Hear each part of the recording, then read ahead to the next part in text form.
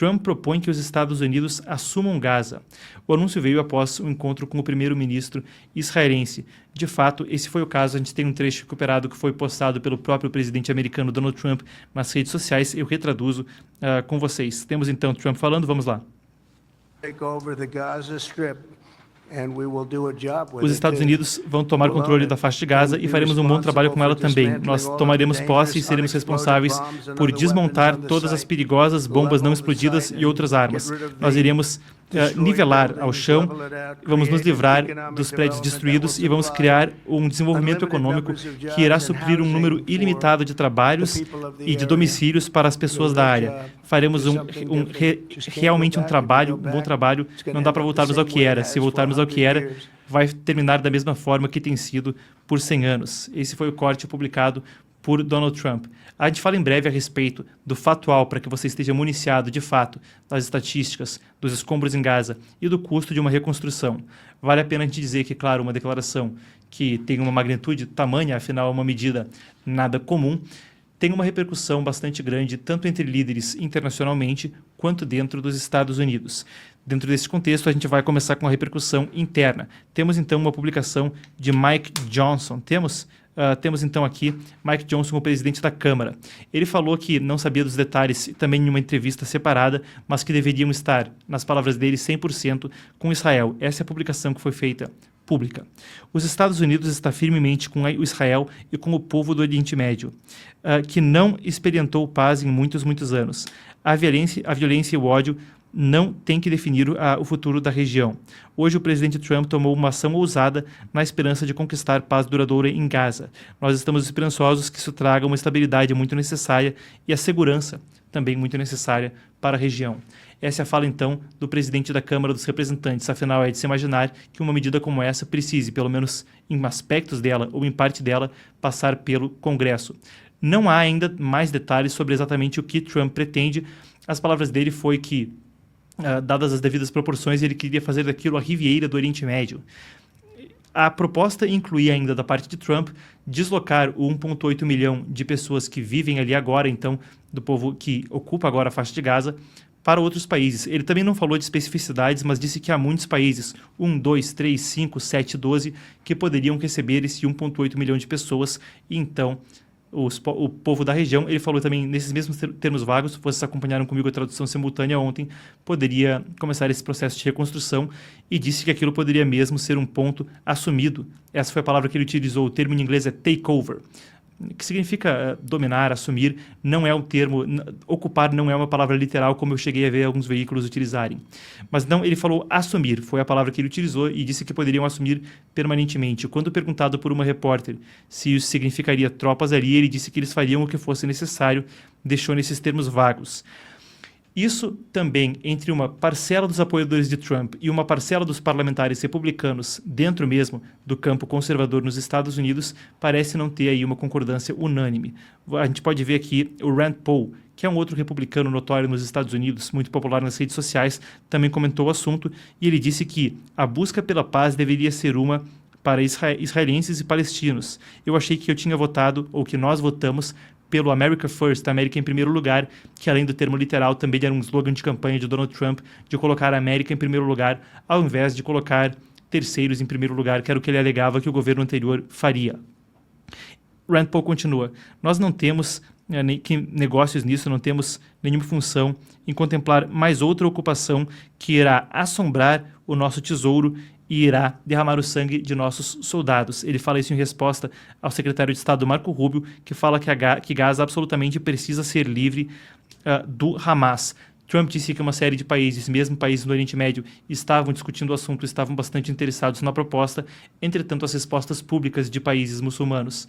A gente tem aqui uma compilação delas feitas, melhor dizendo, ainda se nos atendo ao debate dentro dos Estados Unidos, a gente traz uma parte da repercussão democrata. Um congressista, um senador democrata chamado Van Hollen, chegou a fazer esse release de imprensa a respeito da opinião dele a respeito do assunto. Até um nome que... Mas muito bem, o senador Chris Van Hollen, democrata de Massachusetts, trouxe o seguinte: eu peguei em particular o Rand Paul, o Mike Johnson e esse congressista democrata, porque eles ajudam a gente a ter uma percepção das diferentes opiniões no debate público nos Estados Unidos. As coisas não passam muito disso. Alguns republicanos que apoiam, apesar de dizer que os termos são vagos e que é necessário definir melhor, alguns americanos que acham que isso trairia, em tese, o slogan America First, América em primeiro lugar, e democratas majoritariamente opostos à medida, em diferentes graus, alguns usando palavras mais brandas. Isso que vem do Chris Van Hollen ajuda a gente a ter uma perspectiva. Ele disse que a proposta de Trump de tirar, aspas para o senador democrata então, 2 milhões de palestinos de Gaza e tomar posse por força se necessário é simplesmente uma limpeza étnica por outro nome. A declaração irá dar munição para o Irã e outros adversários, enquanto mina os nossos parceiros árabes na região. Isso desafia décadas de apoio bipartidário americano para uma solução de 2 estados. Trump, vale dizer, durante a coletiva de imprensa de ontem, disse que isso não significava oposição a uma solução de 2 estados. Não era uma oposição a nada, mas ele disse que o povo de Gaza vivia um inferno e que ele queria dar para eles uma oportunidade de uma vida melhor em outro lugar e de uma reconstrução da região. Essa era a perspectiva que vinha de Trump. Isso é que vem então do senador Chris Van Hollen, e acredito que essas 3 perspectivas, os republicanos que apoiam, os republicanos que discordam e os democratas que quase em sua totalidade discordam, dão para a gente aí, mais ou menos, qual é o debate público a respeito dentro dos Estados Unidos. Al Jazeera, claro, veículo estatal do Catar, com acesso a algumas fontes até mais radicais islâmicas. Selecionei aqui essa matéria precisamente por isso, porque ajuda a condensar o que tanto algumas fontes radicais islâmicas falam em reação, quanto o que alguns países da região dizem na parte islâmica ou na parte que pode trazer apoio ao Hamas. Vamos lá, então, ao que diz essa parte do debate público. A informação que Al Jazeera traz à tona é majoritariamente de uma rejeição de países árabes. Líderes do Hamas, 2 deles foram citados. A gente também não precisa dar um palco demasiado, porque, claro, já se imagina, foi de repúdio absoluto, e afinal de contas é uma organização terrorista, e a gente não quer dar palco aqui para algum tipo de coisa que possa inflamar desnecessariamente. Bom, estou me complicando com as palavras. O que eu quero dizer é que a gente não quer aqui dar palco para nos alongarmos numa opinião que já está clara para o público. Aí eu cito aqui um dos líderes, o Abu Zuri do Hamas, que disse que as declarações de Trump sobre o desejo de controlar Gaza são ridículas e absurdas, e quaisquer ideias do tipo são capazes de ignite, a palavra que ele usa, significa acender um incêndio, dar uma ignição, não é uma tradução precisa, mas tacar fogo na região.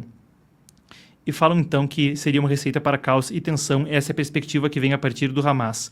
A OLP, outra organização também com um passado de luta armada radical e de terrorismo, dá uma questão similar, afirmando que deseja uma solução de 2 estados. O Mahmoud Abbas, da autoridade palestina, rejeitou fortemente quaisquer planos de deslocar palestinos de Gaza, dizendo que eles não irão permitir quaisquer infrações dos direitos de nosso povo, com os quais temos lutado por décadas e feito grandes sacrifícios.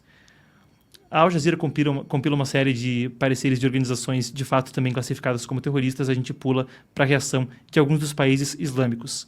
O Egito, na figura de seu ministro das Relações Exteriores, disse que discutiu o plano com o premier Mohamed Mustafa e falaram da importância de projetos de recuperação em Gaza sem que o povo palestino deixe o território, uma perspectiva mais branda que vem do Egito. A Arábia Saudita, que claro, é parte do cerne da questão quando se fala de países na região normalizarem relações com Israel, disse que não normalizaria os laços com Tel Aviv sem a criação de um Estado palestino e sem uma solução, então, de 2 estados.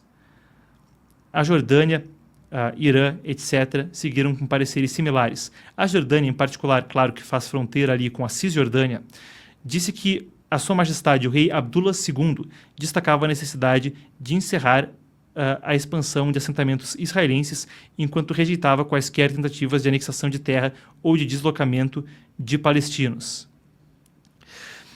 Claro, na perspectiva israelense, houve algum apoio à iniciativa. O ex-primeiro-ministro falou a Netanyahu que entendia que isso seria, então, uma necessidade de implantação imediata. Melhor dizendo, ex-primeiro-ministro, gafe minha. O ex-ministro de Segurança Nacional, Itamar Ben-Gvir, disse que era encorajador ao povo de Gaza que pudessem migrar dali para um lugar onde houvesse mais segurança e que esse seria a única estratégia correta para um fim da guerra em Gaza, e que ele então instava o premier Netanyahu a agir com isso, nas palavras dele, imediatamente. Durante a coletiva, Netanyahu elogiou também o pensamento fora da caixa de Donald Trump e ele disse que insistir em soluções como foi no passado poderia trazer os mesmos resultados, o que não solucionaria o problema.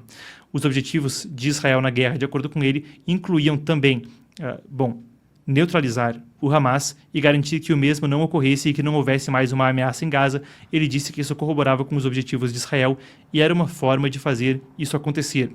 Aqui da perspectiva brasileira, a gente teve também um pronunciamento do presidente Luiz Inácio Lula da Silva, ele que conversou com rádios de Minas Gerais hoje mais cedo e quando questionado sobre o assunto disse o seguinte, vamos conferir. Ele participou do incentivo a tudo que Israel fez na faixa de Gaza. Então não tem sentido o presidente dos Estados Unidos se reunir com o presidente dos Estados Unidos, de Israel, o Netanyahu, e dizer, olha, nós vamos ocupar Gaza e vamos recuperar Gaza e vamos morar em Gaza, e os palestinos vão para onde? Aonde que eles vão viver? Qual o país deles? Ora, então é uma coisa praticamente incompreensível por qualquer ser humano. Eu acho que as pessoas precisam parar de falar aquilo que lhe vem na cabeça e começar a falar aquilo que é razoável para que a gente possa consolidar o processo de respeitabilidade no mundo, o processo democrático no mundo, o processo de que cada um manda no seu país, cada um governa no seu país e vamos deixar os outros países em paz. O que aconteceu em Gaza foi um genocídio e eu, sinceramente, não sei se os Estados Unidos, que faz parte de tudo isso, seria, sabe, o país para tentar cuidar de Gaza. Estou falando, o microfone aberto, Achá, obrigada. Quem tem que cuidar de Gaza são os palestinos. O que eles precisam é ter uma reparação de tudo aquilo que foi destruído para que eles possam reconstruir, sabe, as suas casas, os seus hospitais, as suas escolas e viver dignamente, com respeito. É por isso que nós defendemos a criação do Estado palestino, igual ao Estado de Israel, e estabelecer uma política de convivência harmônica, porque é disso que o mundo precisa. O mundo não precisa de arrogância, o mundo não precisa de frase de efeito, o mundo precisa de paz e tranquilidade. Muito bem, nós ouvimos então o presidente Luiz Inácio Lula da Silva a respeito do assunto, a lembrar que houve já tensão com Israel e o Brasil anteriormente em temas similares. Lula foi considerado persona não grata depois de uma comparação entre os atos de Israel e o Holocausto nazista.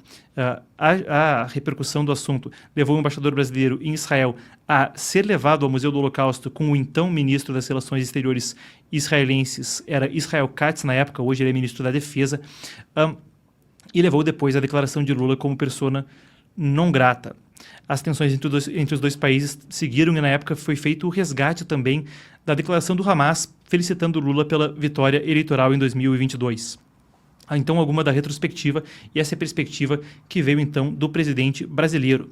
Ele também falou nessa coletiva, vale acrescentar de passagem, que o Brasil imporia tarifas aos Estados Unidos se houvesse tarifas impostas ao Brasil, como foram anunciadas anteriormente para México, Canadá e China, apesar do assunto ainda estar em discussão, em especial para México e Canadá. Outro assunto a gente cobriu em transmissões anteriores, convido o público até a acompanhar os programas dos dias passados, onde a gente entrou tanto segunda quanto terça a fundo no assunto. Muito bem, agora essas são as reações e isso é aquilo que Trump disse. Eu sempre falo da gente levar do genérico para o específico e eu trago para vocês os dados, então, para se ter noção do desafio que agora se discute, independentemente de qual possa ser a opinião do público, é sempre benéfico que vocês tenham os dados em mãos para também avaliar a dimensão do trabalho de reconstrução que será necessário. Seguindo então nessa linha de raciocínio, eu passo pela apuração que a nossa equipe do Epoch Times aqui preparou e vocês veem ao meu lado a imagem de onde isso vem. A gente teve como fonte, além de agências de notícias, o relatório da própria ONU a respeito do assunto e do Banco Mundial, que traz estatísticas a respeito do grau que há de destruição. Temos na tela? Temos então. Vamos lá então, eu passo com vocês por alguns dos detalhes desse relatório. A estimativa, com base em dados de satélite compilada pela ONU, é de que 69% das estruturas em Gaza foram ou danificadas ou destruídas, incluindo 245 mil casas. O Banco Mundial estima 18,5 bilhões em danos, que é quase toda a produção econômica do próprio Banco Mundial e de Gaza em 2022. As Nações Unidas estimam ainda que a guerra deixou Gaza com 50 milhões de toneladas de destroços no chão. Isso demoraria cerca de 15 anos com cerca de 100 caminhões trabalhando em tempo integral, então round the clock, 24 horas por dia, demoraria cerca de 15 anos para então limpar os escombros na faixa de Gaza. Ainda, a concordância com o cessar-fogo e com a soltura dos reféns que foram então capturados após o ataque do Hamas em 7 de outubro, não fala quem iria governar Gaza depois da guerra, com o acordo agora presente, ou se Israel e o Egito iriam levantar as restrições a um bloqueio de movimento que vem ali, tanto a movimentação de pessoas quanto de bens na região. Vale a pena falar que quando se fala de tirar os destroços e reconstruir, a limitação da movimentação de bens e de de bens e de pessoas, é também um dos fatores preocupantes, afinal de contas ela poderia atrasar tanto a remoção dos escombros ora discutidos, quanto a entrada de materiais para que se reconstruísse, então, as cidades em Gaza. Segundo as Nações Unidas, se for mantido esse bloqueio para o trânsito tanto de bens quanto de pessoas, poderia demorar mais de 350 anos para a reconstrução. Claro, o desafio é complexo e remonta ao debate mais amplo de uma eventual solução de 2 estados. Vale a pena falar em retrospectiva que há preocupação de segurança de Israel quanto a uma eventual ressurgência do Hamas, um ressurgimento do Hamas e de um eventual ataque como houve em 7 de outubro de 2023. Também não é claro quem viria a governar a faixa de Gaza após o conflito. O Hamas governa desde 2007, enquanto houve uma eleição que o levou ao poder, com a promessa de que mais eleições viriam posteriormente, o Hamas, essencialmente, apesar de promessas de que haveria, encerrou as eleições por ali e estabeleceu o que era de fato uma ditadura de partido único. As preocupações quanto a que isso possa ressurgir ali e que um ataque como o que ocorreu em 7 de outubro de 2023 possa voltar a ocorrer são os principais pontos discutidos por Netanyahu com Trump quanto a uma eventual solução na discussão que aconteceu ontem. Há também outros componentes, como a presença do Irã na região e o financiamento de grupos como Hamas, Hezbollah e os Houthis, então pelo principal patrocinador estatal de terrorismo no mundo, a República Islâmica do Irã, que, claro, tem esses grupos como procuradores nas fronteiras com Israel. A gente aguarda para ver os próximos desdobramentos. Por enquanto, a repercussão divide não só a comunidade internacional, mas também parte do Partido Republicano. Ao mesmo tempo, alguns viram isso com muito otimismo. Foi o caso não só de Netanyahu, como de muitos líderes dentro de Israel. A proposta é ousada e não descarta-se também a possibilidade de que, como visto em algumas das outras medidas de Trump, eventualmente sirva como uma barganha. Mas aí a gente entra no especulativo. Essa é a escala da destruição em Gaza, conforme a gente aguarda os próximos capítulos.